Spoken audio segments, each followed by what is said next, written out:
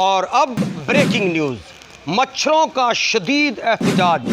मच्छरों ने शदीद एहतजाज करते हुए कहा है कि हम पाकिस्तानियों का सिर्फ थोड़ा सा खून चूसते हैं तो हमें स्प्रे कर करके मारा जा रहा है, जबकि सियासतदान पाकिस्तान का खून चूस कर बल्कि सब कुछ चूस कर अंदरूने बैरूने मुल्क मज़े ले रहे हैं। मच्छरों के नुमाइंदा डेंगी ने कहा है कि अगर स्प्रे करना है तो सबसे पहले नवाज, जरदारी और मौलाना पर किया जाए, वरना हमें भी आइन में तरमीम करके इस्तिस्ना दिया जाए।